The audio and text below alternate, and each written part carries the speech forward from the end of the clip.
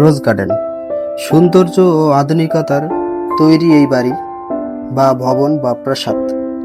এই প্রাসাদটি বিভিন্ন দিক থেকে ঘুরে দেখার মতো অনেক কিছু আছে এবং কি সুন্দর, দেখুন কি সুন্দর কারুকাজ। এই কারুকাজের সংমিশ্রণে ইতিহাস ও ঐতিহ্যর সাক্ষী এই রোজ গার্ডেন। কি সৌন্দর্য, কি কারুকাজ, সব দিকেই দেখার মতো একটি ভবন যা নির্মাণ করেছিলেন ঋষিকেশ দাস। ঐতিহ্যবাহী এই বাড়িটি তৈরি করেন, যা এখনো খুবই সুন্দর এবং কি সুন্দর কারুকাজ। এই সব কিছু মিলিয়ে এই বাড়িটি একটি দেখার মতো বাড়ি হয়েছে, যা দেখলে মন একেবারেই ভরে যায়। আমরা আসছি এখানে এই বাড়িটার সবকিছু দেখার জন্য। তাহলে আমরা প্রথমে রওনা করলাম ঢাকা সদরঘাট থেকে। এখানে রওনা করলাম রিক্সা যোগে। এখান থেকে রিক্সা যদি আপনারা সেই বাড়িতে যান, অর্থাৎ রোজ গার্ডেন প্যালেসে, সেখানে 80 থেকে 100 টাকা ভাড়া নিয়ে থাকেন তারা। আমি তার সাথে কথা বলে সেই রোজ গার্ডেন প্যালেসে যাওয়ার জন্য, অর্থাৎ rose garden palace Tikatali KM Das lane, সেই লেনে এই রোজ গার্ডেন বাড়িটি। দেখুন আমরা চলতে চলতে অনেকটাই কাছাকাছি চলে আসছি। তো আপনারা যদি আসেন তাহলে রিক্সা যোগে যেখান থেকে আসেন, হয়তো আপনারা যদি সায়দাবাদ আসেন, সায়দাবাদ বাস থেকে নেমে সায়দাবাদ যে রেল গেট আছে, এই রেল গেটে কাছাকাছি আসলে আপনারা যে কাউকে জিজ্ঞেস করলে হবে রোজ গার্ডেন। তবে রোজ গার্ডেন বললে এই প্রাসাদটির নাম অনেকেই অত ভালো চিনে না। সেক্ষেত্রে আপনারা হুমায়ুন সাহেবের বাড়ি বললে খুব সহজেই এখানে মানুষজন চিনে থাকেন যে হুমায়ুন সাহেবের বাড়ি। তো এই রোজ গার্ডেনে যাওয়ার জন্য আজকে আমরা গাড়িতে উঠেছি। তবে আমি যেরকম প্রথম যাইতেছি, যেহেতু আমি এর আগে কখনো যাই নাই, আমার এজন্য এই বাড়িটি জানাশোনা নাই, চিনা নাই। এখন আমরা এই যে রেল গেটে চলে আসছি, অর্থাৎ সায়দাবাদ রেল গেট। আপনারা যদি আসেন তাহলে, যদি সায়দাবাদ ওদিক দিয়ে আসেন তাহলে রেল গেটে আসার প্রয়োজন হবে না। অর্থাৎ আমরা যেরকম সদরঘাট থেকে আসছি, তাই সায়দাবাদের যেই বাস স্ট্যান্ড, এটার বাম সাইড দিয়ে আসছি। এখন সায়দাবাদ মূল বাস স্ট্যান্ড যাওয়ার আগেই হাতের বাম সাইডে, অর্থাৎ জনপথ মোড় যাওয়ার আগে হাতের বাম সাইডে যে রেল গেট, এই রেল গেটের আগে আপনারা হাতের বামে একটি রাস্তা চলে গেছে, সেখানে আপনারা এই রাস্তা দিয়ে ভিতরে প্রবেশ করবেন। ভিতরে প্রবেশ করলে এই যে দেখুন আমি রিক্সা যোগে যাচ্ছি সেই প্রাসাদের দিকে। এখানে পুরনো ঢাকা যেহেতু, এখানে রাস্তাগুলো অনেকটা সরু, অর্থাৎ চিকন রাস্তা, অত বেশি চওড়া রাস্তা না। তবে এই রাস্তাটা মোটামুটি দেখতেছি অনেকটাই চওড়া তুলনামূলকভাবে, কারণ পুরনো ঢাকার রাস্তাগুলো হয়, লোকাল রাস্তাগুলো হয় অনেকটাই সরু বা চিকন। তো আমরা চলতে চলতে সেই আশা করি সেই রোজ গার্ডেনের প্রায় কাছাকাছি চলে আসছি। এখান থেকে আপনাদেরকে দেখাচ্ছি যে কিভাবে আপনারা সেই রোজ গার্ডেন প্যালেসে যাবেন। এখানে যদি আসেন তাহলে রোজ গার্ডেনের এই যে সৌন্দর্য, আমি বিভিন্ন ভিডিওর মাধ্যমে দেখে এই রোজ গার্ডেনটি খুবই ভালো লাগছে। এর জন্য আমি সেই রোজ গার্ডেনটি দেখার জন্য ছুটে আসছি। এই যে দেখুন, অবশেষে আমরা সেই রোজ গার্ডেন প্যালেসের সীমানায় প্রবেশ করেছি। ডান সাইডে দেখতেছেন, এটা সীমানা প্রাচীর, অর্থাৎ ওয়াল। এটাই সেই, এখানে এই যে দেখেন ভাইয়েরা ইফতার বিক্রি করতেছে। যেহেতু আমি রমজান মাসে আসছি, সেজন্য দেখি ইফতার বিক্রি করতেছে এখানে। তো আমরা এখন এই রোজ গার্ডেনের প্যালেসের সেই মেইন ফটক, অর্থাৎ মেইন গেটের দিকে আমরা যাচ্ছি। এই যে আপনাদেরকে এখান থেকেই দেখানোর চেষ্টা করতেছি যে প্রবেশ পথ কিভাবে আসবেন আপনারা। এখানে যে দেখুন আমরা সেই রোজ গার্ডেনের প্রবেশ পথের দিকেই চলে আসছি। দেখুন, সংরক্ষিত পুরাকীর্তি রোজ গার্ডেন, প্রত্নতত্ত্ব অধিদপ্তর, সংস্কৃতি মন্ত্রণালয়, বিষয়ক মন্ত্রণালয়। এই সেই মূল ফটক। এই যে দেখুন রোজ গার্ডেন, এখানে আমরা চলে আসছি। এটা হলো টিকিট কাউন্টার, এখান থেকে আমরা টিকিট সংগ্রহ করব। এখানে এই টিকিটের যে 30 টাকা টিকিট মূল্য, আর যারা ছাত্র অর্থাৎ স্টুডেন্ট, যারা হাই স্কুলে পড়ে অর্থাৎ প্রাথমিক মাধ্যমিক, সে সকল শিক্ষার্থীদের জন্য প্রবেশ মূল্য 10 টাকা। তবে অবশ্যই শিক্ষার্থীদের নির্ধারিত কার্ড থাকতে হবে। তাহলে এই যে দেখুন আমরা টিকিট কাটলাম, টিকিট 30 টাকা। এই যে ভিতরে প্রবেশ করলাম। এখন আমরা যেভাবে যাচ্ছি সেটা হলো যে প্রবেশ করার পরে হাতের ডানে আমরা চলে আসলাম।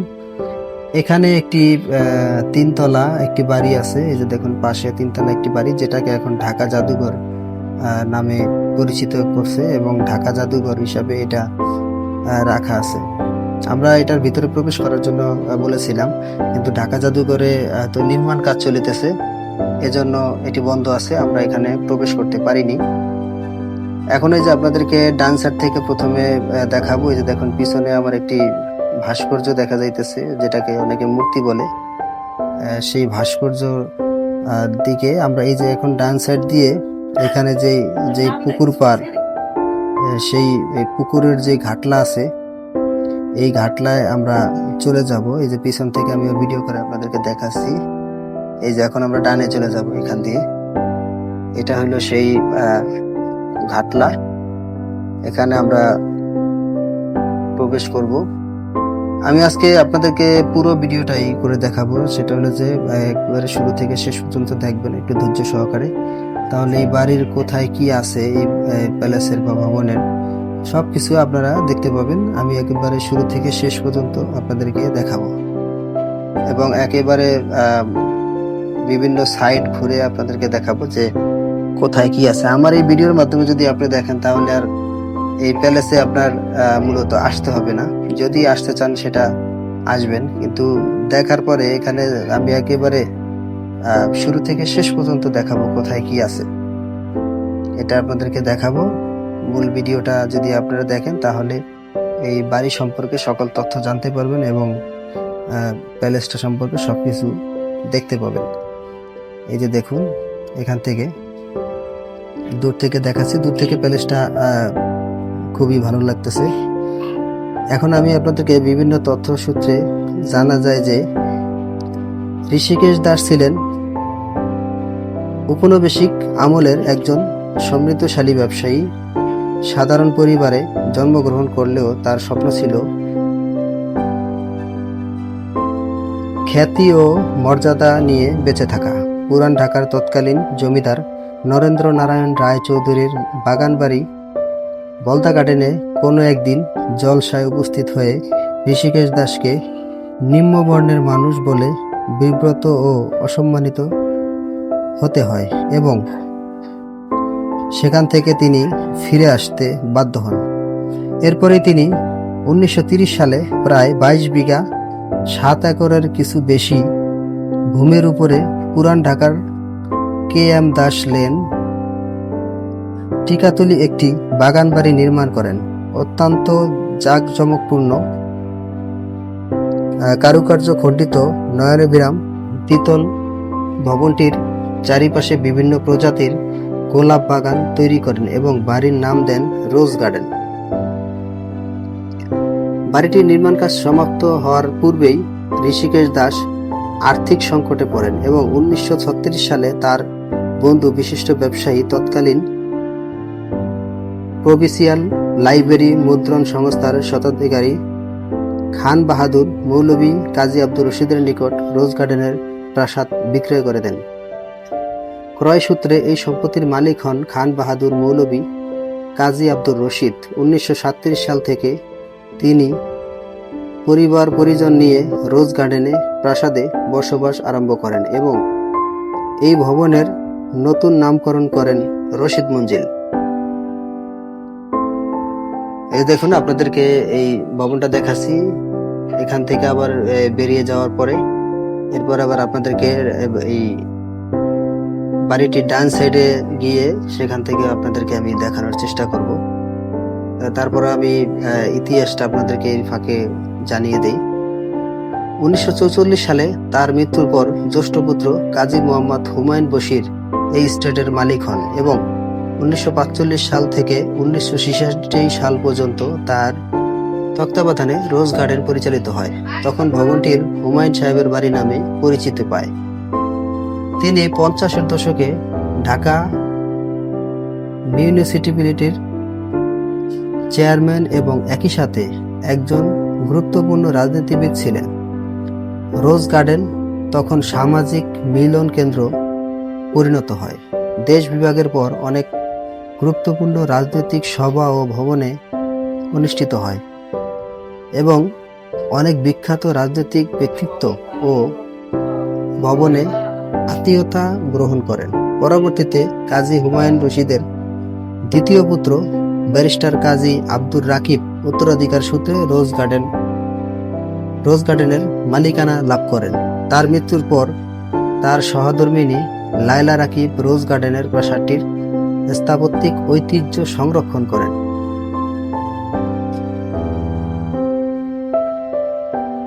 রোজ গার্ডেন চত্বর ঋষিকেশ দাস 22 বিঘা ভূমির উপরে রোজ গার্ডেনের প্রাসাদ গোলাপের বাগান তৈরি করলেও বর্তমানে এর সীমানায় 2.2 একর প্রায় 7 বিঘা ভূমি রয়েছে। রোজ গার্ডেন চত্বরে রয়েছে রোজ গার্ডেন প্রাসাদ, বেঙ্গল স্টুডিও, ভাস্কর্য। প্রাসাদের সম্মুখের সবুজ ঘাসে ঢাকা বড় লন এবং এর মাঝখানে রয়েছে একটি পানির ফোয়ারা। লন পেরিয়ে পশ্চিম দিকে পুকুর এবং পুকুরের পূর্ব ও পশ্চিম পারের মধ্যবর্তী স্থানে রয়েছে দুটি প্রাচীন ঘাট। এছাড়া এ চত্বরের উত্তর পশ্চিম কোণে 3 তলা বিশিষ্ট একটি ভবন রয়েছে, যেটি কাজী হুমায়ুন বশির পরবর্তীকালে নির্মাণ করেছিলেন। এই যে দেখুন, এই ভবনটি কাজী হুমায়ুন রশিদ পরবর্তীতে নির্মাণ করেন। এই যে বাম সাইডে যে ভবনটা দেখালাম, যেটা এখন ঢাকা জাদুঘর নামে আছে, এই যে এই ভবনটি পরবর্তীতে কাজী হুমায়ুন বশির নির্মাণ করেন।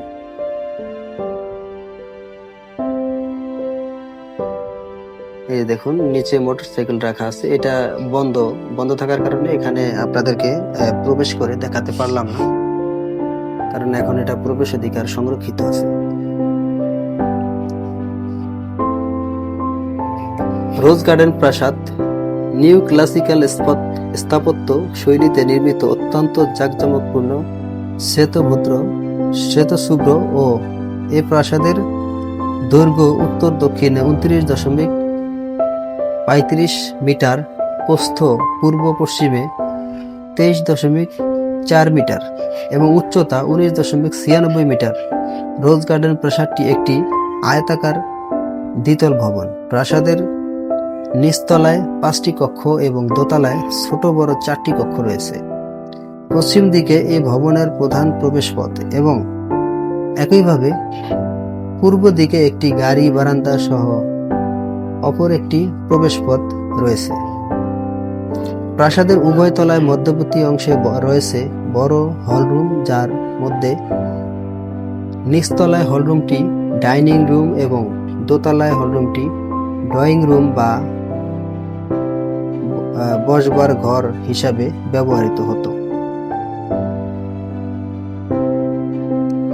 রোজ গার্ডেন প্রাসাদের পশ্চিম দিকের সিঁড়ি ও প্রবেশপথ প্রধান ফটক হিসাবে ব্যবহৃত হতো। প্রাসাদের নিচতলায় পশ্চিম দিকের মধ্যবর্তী অংশের বারান্দা এবং 5 ধাপের সিঁড়ি রয়েছে। সিঁড়ির দুপাশে দুটি অলংকার সমৃদ্ধ বাহু দুদিকেই ক্রমান্বয়ে বাঁকা হয়ে বাইরের দিকে প্রসারিত। একইভাবে পূর্ব দিকের মধ্যবর্তী স্থানে প্রায় বর্গাকার একটি বর্ধিত অংশ রয়েছে যা গাড়ি বারান্দা হিসেবে ব্যবহৃত হতো। বর্তমানে প্রত্নতত্ত্ব অধিদপ্তর কর্তৃক রোজ গার্ডেনের চত্বরে অবস্থিত মূল ভবন সংস্কার সংরক্ষণ কাজ সম্পন্ন করে এটি প্রদর্শনী কেন্দ্র হিসাবে প্রস্তুত করা হয়েছে, যেখানে খান বাহাদুর কাজী হুমায়ুন বশির পরিবারের ব্যবহৃত আসবাবপত্র সহ অন্যান্য দ্রব্যাদি প্রদর্শিত হচ্ছে। এই যে দেখুন, রোজ গার্ডেনের এই মধ্যবর্তী অংশেই একেবারে সিঁড়ির বরাবর এই পানির ফোয়ারাটা রয়েছে, যেটাকে আমরা হয়তো এইভাবে, যে এটা আজকে বন্ধ আছে কারণ এখানে এই হয়তো বিশেষ বিশেষ দিনে এই পানির ঝর্ণা যেটাকে বলি এটা চালু করা হয়, আজকে বন্ধ আছে। ঘাটের 60-এর দশকে Bengal studio and motion pictures limited rose garden চত্বরে প্রতিষ্ঠিত হয়েছিল। সেটি ছিল সে সময়ের নামকরা একটি চলচ্চিত্র প্রোডাকশন হাউস। এই প্রোডাকশন হাউসে বাংলাদেশের প্রথম চলচ্চিত্র হারানো দিন নির্মাণ করা হয়েছিল। দীর্ঘদিন পরিত্যক্ত অবস্থায় পড়ে থাকার পর বর্তমানে স্টুডিওটির মেরামত কাজ সহ অ্যাকুস্টিক ডিজাইন, আলোকসজ্জা, শীতাতপ নিয়ন্ত্রিত ব্যবস্থা স্থাপন করে বেঙ্গল স্টুডিও সজ্জিত করা হয়েছে। এই যে দেখুন, এখন আমরা যে ভবনটির সামনে থেকে ডান সাইড হবে, এটা এই ডান সাইডে একেবারে কোনায় প্রবেশ করতেছি। সেখান থেকে আপনাদেরকে আবার এই ভবনের মূল ফটকটা আপনাদেরকে দেখাবো, যা যেই রোজ গার্ডেন যেই প্রাসাদটি, ওটি আপনার এখান থেকে দেখাবো। তারপরে আবার বাড়ির সাইড দিয়ে কোন জায়গায় কি আছে সবকিছু আপনাদেরকে আজকে এই ভিডিওর মাধ্যমে দেখাবো। তারপরে আপনাদেরকে ইতিহাসগুলো জানানোর চেষ্টা করতেছি। ঢাকা জাদুঘর রোজ গার্ডেন চত্বরের উত্তর পশ্চিম কোনায় কাজী হুমায়ুন বশির নির্মিত 3 তলা বিশিষ্ট ভবনটি মেরামত ও সংস্কার সম্পূর্ণ করে জাদুঘরে রূপান্তর করা হয়েছে এবং নামকরণ করা হয়েছে ঢাকা জাদুঘর। পুকুরঘাট ও লন রোজ গার্ডেন প্রাসাদ থেকে পশ্চিম দিকে অবস্থিত পুকুরটির পূর্ব এবং পশ্চিম পার দুটি ঘাট পরিত্যক্ত অবস্থায় ছিল। ঘাট দুটি সংস্কার সংরক্ষণ করে পূর্বের অবস্থায় ফিরিয়ে আনা হয়েছে। ঘাট সংলগ্ন পূর্ব দিকে ঘন সবুজ ঘাসে আবৃত করা হয়েছে। এছাড়াও রোজ গার্ডেনের প্রতিষ্ঠাতা ঋষিকেশ দাস কর্তৃক প্রতিষ্ঠিত গোলাপ বাগান পুনরায় তৈরি করে আকর্ষণীয় ও দর্শনীয় করে উপস্থাপন করা হয়েছে। সংরক্ষিত পুরাকীর্তি রোজ গার্ডেন বাংলাদেশের গুরুত্বপূর্ণ সাংস্কৃতিক ঐতিহ্য। এখানে অবস্থিত স্থাপনা সমূহের প্রত্নতান্ত্রিক সংস্কার, সংরক্ষণ এবং মেরামতের কাজ, পুকুর ও ঘাট সংস্কার, মনোরম লন এবং দর্শনীয় গোলাপ বাগান তৈরির ফলে রোজ গার্ডেন ফিরে পেয়েছে তার পূর্বের উজ্জ্বল, তৃপ্তিময় সৌন্দর্য ও গৌরবমণ্ডিত ঐশ্বর্য। ইতিহাসটা আপনাদেরকে জানানোর চেষ্টা করলাম, রোজ গার্ডেন সম্পর্কে সকল তথ্য দেওয়ার চেষ্টা করলাম। এখানে দেখেন যে আমি যেই এখন যেখানে প্রবেশ করতেছি এটা হলো রোজ গার্ডেনের ডান সাইড, অর্থাৎ এই যে দেখুন, এখন আপনাদেরকে এই সাইড দিয়ে প্রবেশ করে সকল তথ্যগুলো জানানোর চেষ্টা করব। এখানে দেখুন, এই সাইডগুলোতে কি সুন্দর কারুকাজ, অবাক করা। এবং আপনার এই যে সাইডের উপর থেকে আপনাদেরকে দেখাচ্ছি, দেখুন কি সুন্দর কারুকাজ, দেখে যেমন পরাণ জুড়িয়ে যায়। এবং যেসব ভাস্কর্যগুলো তৈরি করেছে অত্যন্ত সুন্দর এবং খুব নিখুঁতভাবে এই ভাস্কর্যগুলো তৈরি করা হয়েছে। এই যে দেখুন, উপরের ভাগ আপনাদেরকে দেখাচ্ছি, দোতলায় যেরকম বাতি জ্বলতেছে, আপনাদেরকে সেখানে দেখাচ্ছি। এই যে দেখুন ডাইন সাইড দিয়ে, এই সাইড দিয়ে আমরা চলে যাব, অর্থাৎ এই ভবনটির পিছন সাইডে যাওয়ার পরে এখানে আপনাদেরকে বিভিন্ন সাইডগুলো দেখাচ্ছি। এবং এই যে দেখুন কাঁটাতারের বেড়ার পরে কিন্তু একটি ওয়াল, অর্থাৎ এটা হলো রেলওয়ের একটি দেয়াল তৈরি করা হয়েছে। এরপরেই পাশেই রেল লাইন, যদি এখান থেকে রেল যায় তাহলে এখানে দেখা যায়, রেলের উপর সাইডটা দেখা যায়। এখন আমরা এই যে ডান সাইডে চলে আসছি, এখানে যেরকম কিছু গাছগাছালি আছে, পাশাপাশি ওই ডাইন সাইডে ওইটাই বেঙ্গল স্টুডিও, ভিতর দিয়ে এটার প্রবেশ করা গেট। আর লাল যেটা বিল্ডিং এর মতো করা হয়েছে, এখানে মূলত এটা একটা ওয়াশরুম আকারে তৈরি করা হয়েছে। এখানে দেখলাম যে নারীদের ওয়াশরুম, এটা আপনাদেরকে ভিডিওতে দেখানোর চেষ্টা করব। নারীদের ওয়াশরুম, এখানে এই যে দেখুন ডান সাইডে ওটা সীমানা প্রাচীর একবারে শেষ পর্যন্ত, একেবারে শেষ পর্যন্ত সীমানা প্রাচীর হিসাবে আছে। এই যে দেখুন এখানে আমি এই যে প্রবেশ করলাম, এটা মূলত এই বেঙ্গল স্টুডিও ভিতরে। এখন আমরা এখান থেকে বেরিয়ে যাওয়ার পরে এখানে আপনাদেরকে পিছনের যেই প্রবেশ পথ, যদিও পিছনের বিল্ডিংটার পিছন দিয়ে প্রবেশ করা যায় না, এটা বন্ধ করা আছে, শুধু সামনে দিয়ে প্রবেশ করা লাগে। এই যে দেখুন এটা হলো এই রোজ গার্ডেনের অংশ। ডান সাইডে, এই যে ডান সাইডে যে ভবনটা দেখছেন, এটা হলো ওয়াশরুম ডান সাইডে। এখন আমরা এখান থেকে সামনের দিকে যাই। সামনের দিকে যাওয়ার পরে এখানে আপনাদেরকে দেখানোর চেষ্টা করব যে এই যে এগুলা ওই যে বেঙ্গল স্টুডিওর ভবনটি, এটা বেঙ্গল স্টুডিওর একটি অংশ।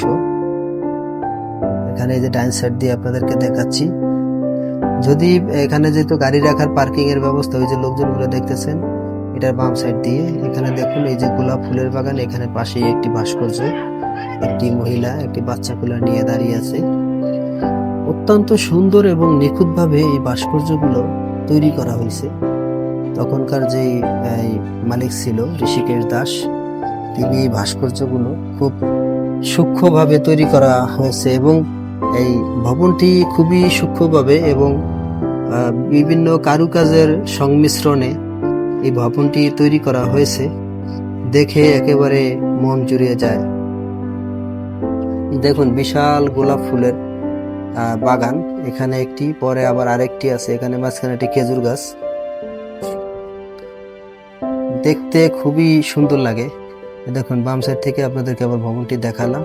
এই যে এখন গোলাপের বাগান, যেহেতু এটা রোজ, ইংলিশে তো গোলাপের নাম হলো রোজ, তাই রোজের নামের উপরে ভিত্তি করেই এই রোজ গার্ডেন, এই জন্য গোলাপ ফুলের বাগান। এখানে দেখুন বসার সিট আছে, বসার ব্যবস্থা আছে। ওই যে দেখুন তিনতলা বাড়ি, যেটা এটা এখন ঢাকা জাদুঘর করা হয়েছে। এই দেখুন কাটলাটা, এটা এই যে ভবনটির এই সামনের অংশ, মধ্যবর্তী স্থান যেটাকে বলে, সেখানে আসলাম। এই যে দেখুন এই হলো ভবনের মূল ফটকের সামনে আমরা আছি, একেবারে সামনে দিকে। এখানে অনেকগুলো ভাস্কর্য হয়তো বা ছিল, এগুলো এখানে নাই এখন। কালের পরিক্রমায় অনেকটাই হয়তো বিলীন হয়ে গেছে বা ধ্বংস হয়ে গেছে, পরিত্যক্ত হয়ে গেছে। যেসব এই ভাস্কর্য লোকগুলো ছিল, বিভিন্ন জায়গায় এরকম ভাস্কর্য ছিল যা এখনো দেখা যায় না। তাদেরকে মাধ্যমে আমরা জানতে পারলাম যে অনেক ভাস্কর্য ছিল বাহিরে, সেগুলো এখন আর নাই। এই যে দেখুন এটা একটা ঘাটলা, এটা ঘাট আমরা বলি, এটা একটি ঘাটলা। ওই যে দেখুন যেখান থেকে প্রথম ফার্স্ট ভিডিও করা হয়েছিল, ওই ঘাটলাটা। পুষ্করিটা বা পুকুরটা মোটামুটি ভালোই বড়, ভালো বড় একটি পুকুর। এই যে আমরা এখন ভবনের বাম সাইডে আসলাম। এখানে যে ভাস্কর্যগুলো করা হয়েছে এবং ভাস্কর্যগুলোর নিচে দেখুন কি পরিমাণ সুন্দর সুন্দর আকৃতির ডিজাইন করা হয়েছে, এবং খুব সুন্দরভাবে ডিজাইনটা করা হয়েছে, দেখার মতো খুবই সুন্দর। এই দেখুন এটা হলো যে পিছন সাইডে। এখন আপনাদেরকে এই যে পিছনের সাইডের যে ভবনটির ভিতরে আমরা প্রবেশ করব পিছনের সাইড দিয়ে। একেবারে ভবনের ভিতরে যাওয়া যাবে না, কারণ এখানে দরজা আছে, যদিও দরজা এখানে ব্যবহার করে না, এক সাইড দিয়ে প্রবেশ করতে হয়। এই যে দেখুন যে ফ্লোরটা আপনার দেখাচ্ছি, এখানে মূলত একটা গাড়ি রাখার পার্কিং এর ব্যবস্থা, গাড়ি পার্কিং এর ব্যবস্থা করা আছে এখানে। এই যে দেখুন আপনাদেরকে ডান সাইডে দেখাচ্ছি এবং বাম সাইডেও দেখাচ্ছি। আর আমি দেখছি যে ফ্লোরের যে টাইলস গুলো, এগুলা সব ফ্লোরে একই রকম টাইলস দেওয়া। টাইলস গুলো দেখতে খুব সুন্দর। এখানে ছাদের নিচে বিভিন্ন অ্যাঙ্গেল দিয়ে সাপোর্ট দেওয়া আছে, যাতে হয়তো ছাদ নিচের দিকে ডাউন না হয়, এরকমটাই আমার কাছে মনে হচ্ছে। এই যে দেখুন এটা হলো পিছন সাইড। এই যে দেখুন ভবনের মূল অংশ। এখানে আপনাদেরকে যে উপরে ঝাড়বাতি, এই যে সেই ডাইনিং টেবিল, বিশাল ডাইনিং টেবিল। এখানে আপনাদেরকে এই ডাইনিং টেবিলটা দেখাচ্ছি। এখন এই যে দেখুন এই যে বাম সাইড দিয়ে যাওয়ার পরে এই যে এখান থেকে এখন আমরা আবার বেরিয়ে যাওয়ার পরে আবার সেই ওই যে দেখুন রেল যাইতেছে, যেহেতু পাশেই রেল লাইন, এই যে রেল যাইতেছে আপনাদেরকে দেখাচ্ছি। কারণ এখানে সীমানা প্রাচীরটা অনেকটাই উঁচু, এজন্য দেখা যাচ্ছে না রেলটা ভালোভাবে, হালকা পাতলা দেখা গেছে। এই যে দেখুন ভবনের এটা হলো পিছন সাইড, অর্থাৎ সামনের সাইডে এবং পিছন সাইডে খুব একটা বেশি ডিফারেন্স নেই। এখানেও ভালো, অনেক সুন্দর কারুকাজ সজ্জিত এই ভবনটির। এই সাইডেও সুন্দর কারুকাজ দিয়ে ভবনটি করা আছে। দেখুন ভবনটি দেখতেই যেরকম প্রাণ জুড়িয়ে যায়, এত সুন্দর ভবন আমি সচরাচর খুব দেখি নাই, এত সুন্দর ভবন। আমরা চলে আসলাম মেইন গেটে। যেই মেইন গেটে এখন আমরা প্রবেশ করব ভবনের ভিতরে। আপনাদেরকে যে সামনে দেখাচ্ছি যে কারুকাজগুলো, এবং ওখানে যে গ্লাসগুলো দেওয়া হয়েছে সেগুলো অনেক সুন্দর। লাইটিং করলে অনেক সুন্দর লাগে এই ভবনটি, এই গ্লাসের কারণেও। ওগুলো আলাদা আলাদা যেরকম ডিজাইন করা, তার মধ্যে আবার গ্লাস সেটিংও করছে ওরকম ভাবে, খুবই সুন্দর লাগতেছে এবং দেখার মতো। এটা হলো প্রথমে সিঁড়ি দিয়ে ঢোকার পরেই বারান্দায় প্রবেশ করতেই এখানে আপনাদেরকে দেখাচ্ছি সিঁড়ি, আপনাদেরকে এই সিঁড়িটা দেখাচ্ছি। এখন এই যে আমরা ভিতরে প্রবেশ করব, তবে প্রবেশ করার আগে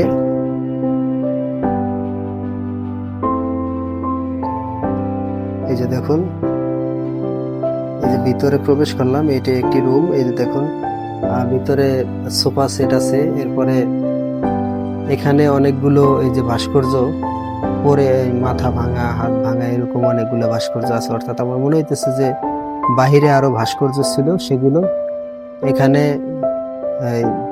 ভাঙার কারণে এখানে নিয়ে আসছে, আইনা এখানে রেখে দিচ্ছে একটা রুমের ভিতরে। এই যে দেখুন উপরে ঝাড়বাতি, ভিতরে দেখেন জানালাগুলো কি কারুকাজ, দরজা জানালার উপরে কারুকাজগুলো খুবই সুন্দর। এই যে দেখুন বিশাল ডাইনিং টেবিল, কারণ এখানে অনেক লোকে একসাথে বসে, অতিথিরা বসে হয়তো বা এখানে পারিবারিক বা রাজনৈতিক মিটিং করত বা পরামর্শ করত এখানে বসে। এখানে আরো দুইটা দরজা আছে, ওই সাইডে যে রুমটা আছে কক্ষ, ওই কক্ষে আমাদেরকে প্রবেশ করতে দেওয়া হয়নি, এটা কক্ষটা তালা মারা, এজন্য প্রবেশ করতে পারিনি। এই যে দেখুন সিঁড়ির সাইড গুলো এবং এগুলো হলো পিলার। যে ভবনটির খুব নকশায় সজ্জিত, খুবই সুন্দর। দেখুন কি কারুকাজ দিয়ে এই ভবনটি তৈরি করা হয়েছে, খুবই সুন্দর একটি ভবন। যা দেখার মতো। প্রতিদিন অনেক দর্শনার্থী আসে এই ভবনটি দেখার জন্য, কিন্তু এই ভবনটি অনেকটা ভিতরে হওয়ার কারণে দর্শনার্থী তুলনামূলক একটু কম আসে। যদি এটা আরেকটু মেইন রোডের কাছাকাছি হইতো তাহলে এই ভবনটিতে দর্শনার্থী অনেক বেশি আসতো, কারণ এটা ভিতরে হওয়ার কারণে অনেক দর্শনার্থী অত ভালো চিনে না বা আসতেও একটু ঝামেলা বোধ করে আর কি। এই যে দেখুন ভবনের যে দৃশ্যপট। এখন আমরা এই যে ভবনের দ্বিতীয় তলায় প্রবেশ করলাম। দ্বিতীয় তলায় এই যে দেখুন এখানে যে রুম, এই ডান সাইডে যে এখানে দেখেন ছবি, অনেকগুলো সোফা আছে। ভবনের যে আসবাবপত্র আছে তাতে দেখা যায় যে দেখুন লাইটিং করা, খুবই সুন্দর লাগতেছে ভবনটা।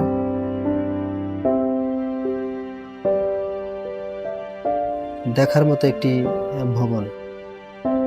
এই ভবনের ভিতরেই এই যে দেখুন এখানে একটি ছোট বেড আছে, একটি ছোট বেড। এটা হলো দ্বিতীয় তলায় ডান পাশে। এই যে দেখুন এখানে দুটি ছবি আছে। এই যে দেখুন যে ছবিটা দেখাচ্ছি আপনাদেরকে সোজা, এটি হলো খান বাহাদুর মৌলভী কাজী আব্দুর রশিদের ফটো, আর এটি হলো তার ছেলে অর্থাৎ হুমায়ুন বশিরের ছোট ভাই।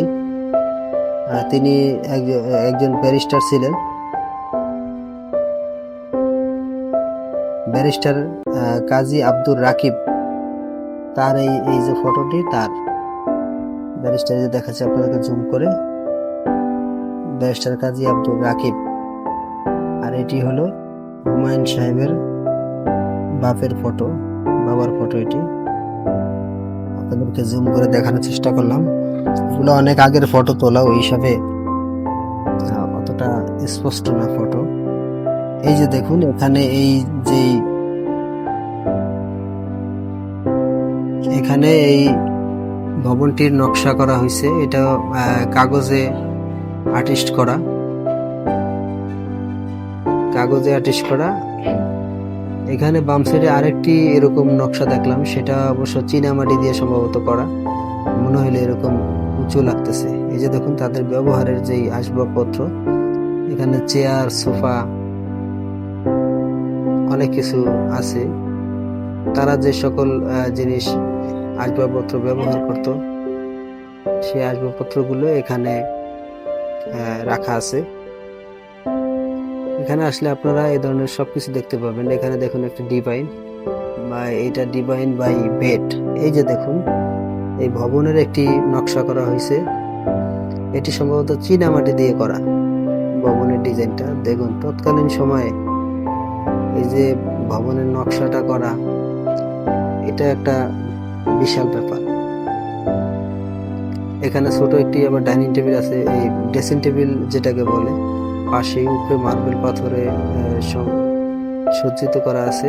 নিচে যেই কাঠের উপরে ডিজাইন গুলা, সেখানে দেখা যাইতেছে বাঘের মাথা আকৃতি করা আছে।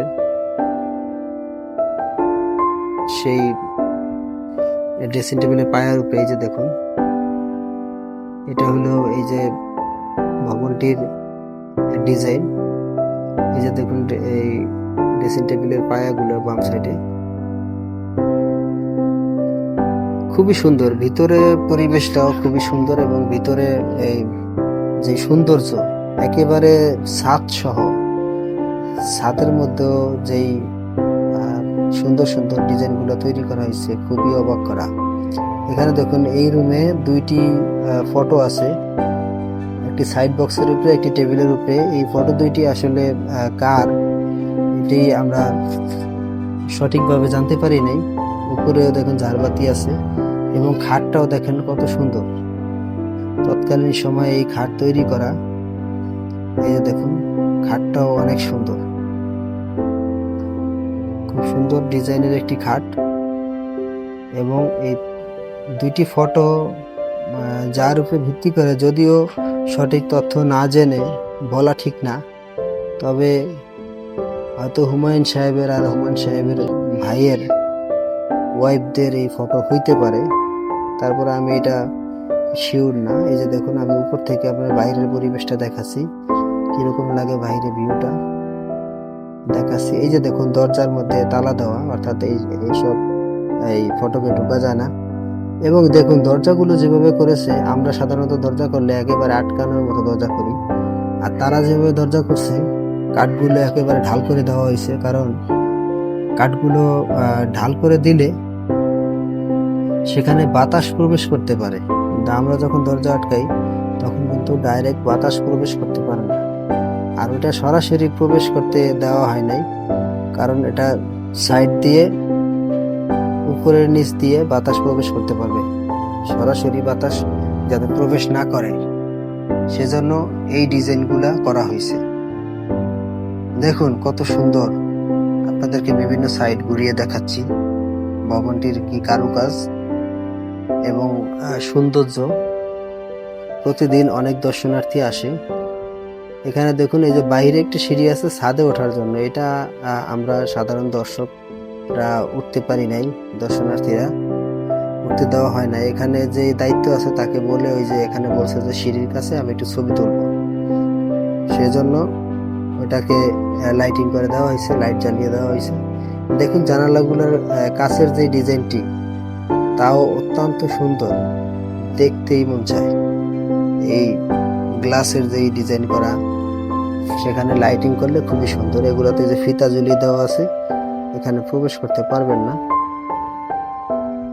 এখান থেকে এই যে প্রবেশ করলে, এই সিঁড়ি দিয়ে প্রবেশ করে ছাদে গেলে আপনার যেই এই ভবনটা যেই গম্বুজ আকারে তৈরি করা হয়েছে, উপরে সবকিছু উপর থেকে দেখা যেত। উপর থেকে দেখলে খুবই সুন্দর লাগতো। এই যে আমরা এখন বেরিয়ে গেলাম, এই যে সিঁড়ি দিয়ে বেরিয়ে গেলাম। বেরিয়ে যাওয়ার পরে এখানে আপনাদেরকে আবার একটু সাইডটা দেখাই, কারণ এখানে সাইডটা দেখাইলে আপনারা বুঝতে পারবেন যে সাইডে কি আছে। এখন আমি এই রাস্তা দিয়ে তো গেছি, কিন্তু চেষ্টা করতেছি পরবর্তীতে একেবারে ডান সাইড দিয়ে ওয়ালের পাশে দিয়ে যাওয়ার জন্য। ওখানে আপনাদেরকে কাউন্টারটাও দেখাবো। এই যে দেখুন, এটা ভবনের পিছন সাইডে যে সামনে গাড়ি পার্কিং এর জায়গা আছে,